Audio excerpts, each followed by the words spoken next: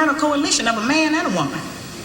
We have sons who, by not having a father in the home, they don't know how to respect women. They take on the black feminine female emotionalism.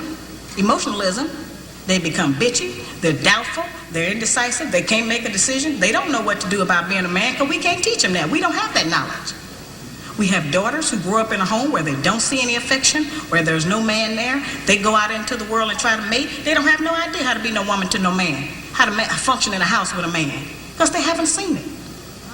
Most of our children, just like us, get all the information we have about how you be with a mate off television.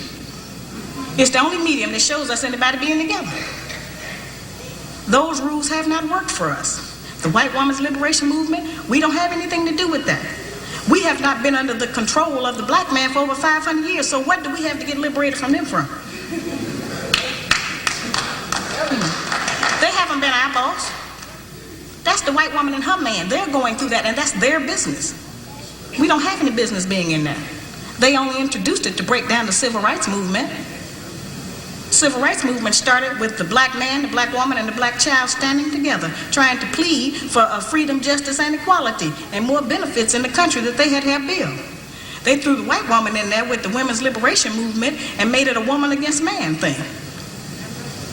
That created a big separation between black men and black women, because then everybody started going for self. Then they bring the welfare system in and tell us in order to feed and clothe and house our children, we have to give up our man. You have to put the man out of the house. When the white farm wife goes to the government for subsidy for the farm, they don't tell her to get rid of the farmer. They keep that family together. But in the black community, they make it a requirement, because they want to keep endorsing into the black community that the black man is no good, and that he is not deserving of respect. He is not deserving of us letting him give us any protection or instruction, and that we are better than them. The major responsibility that the black woman has had on the earth for the trillions of years that we have been here has been one of nutrition and birthing children. Those two things have a great deal to do with the survival of any people, the reproduction of the nation, and feeding them the proper food so that they can live. Those are very important jobs. Those are very powerful positions, because it puts us in a position to decide who's going to live or die, and how slow they're going to die, by what we feed them.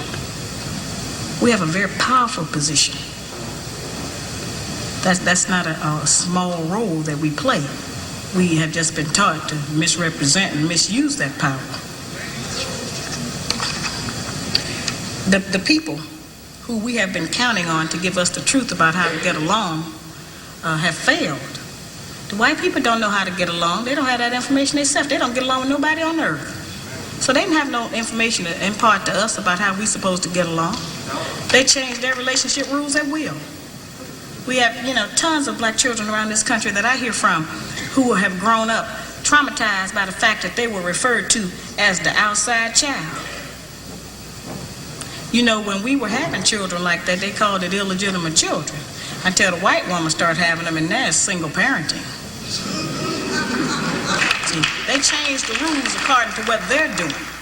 So I've called on our people to change them depending on what we want to do, what our needs are. There's another need that has not been addressed in our community, because nobody will deal with it, and that's one that God did not create three sexes. We only have men and women. Now, I have not said that we should reject the sisters who try and act like men and the men who try and act like women. I'm not saying to reject them from among us, but they need to be taught. We don't have to accept that as some kind of normalcy, because that's not normal. But because now the white people are practicing that, when we were doing it, we were punks and faggots. Now that they're doing it, now it's an alternative lifestyle.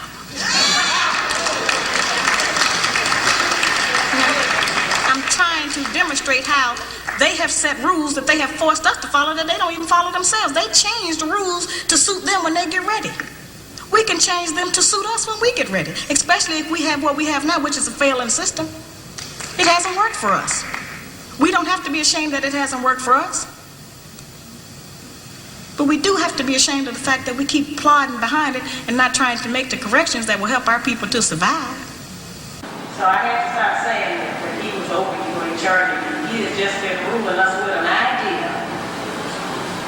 And that idea is that you ain't nothing that everybody else is. So coming up out of that idea this year,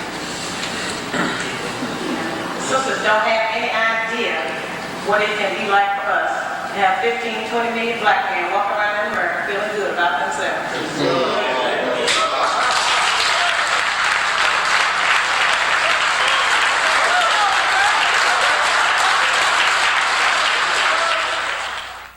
Because he wants to keep us in this condition. He wants to keep us separated from our man. Because he knows that the only door, the only route he has to destroy our black man is through the black woman.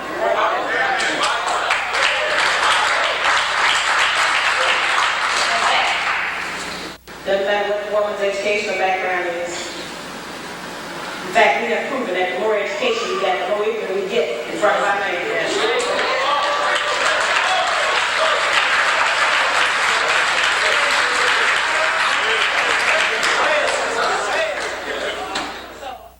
I'm glad that the book is being circulated around our community, and I would like to think that we are happy that we have something else to sell to each other than Avon, Tupperware, and bread.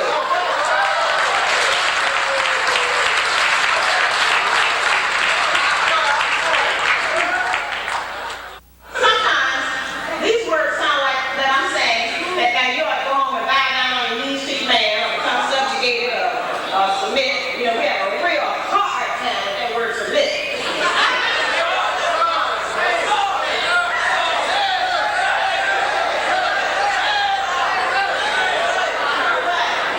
We have to look at what does submit mean.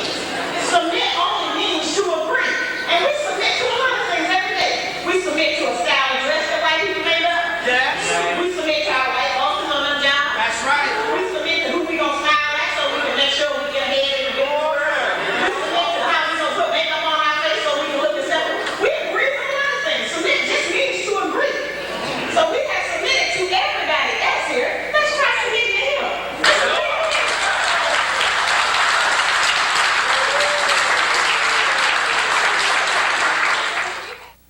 And yes, I have charged that our educational class has failed us.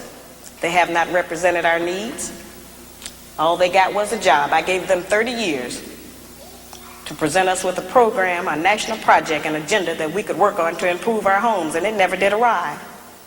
The only thing they gave us was a welfare program, and we know that that failed. The reason that I wrote the book, certainly, which is a classic question that I'm asked all over the country, I wrote the book because we represent the missing link as black women. The black man has been dissected, examined, the white man, the white woman, and the black child. But it has been us as black women who have never been examined. We have been protected, we have been insulated, we have been kept from any kind of criticism about our personal behavior in the home and outside of the home. And we have been given the false compliment that we are the backbone of the black nation. There is no doubt in any community in this country that the men in those communities are the backbone of their nations.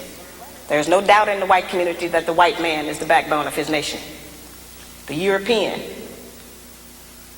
the Buddhist, the Korean, the Japanese, the Hispanic, all of those men are the backbones of their community, and there's no doubt about it.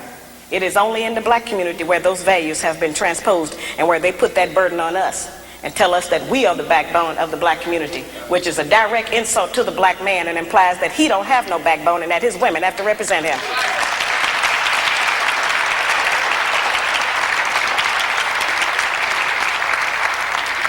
It's a heavy burden. It's one we are tired of carrying, and it is one that is not true. I remind people all the time that God did not make the white man, the white woman, the black woman, and then the black man. He made the black man first, and he created all of the rest of the people after him.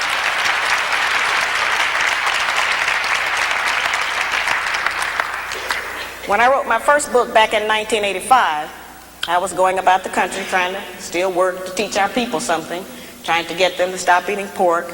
And at that time, I was having what I call get off those hog lectures. And I would take the microscope out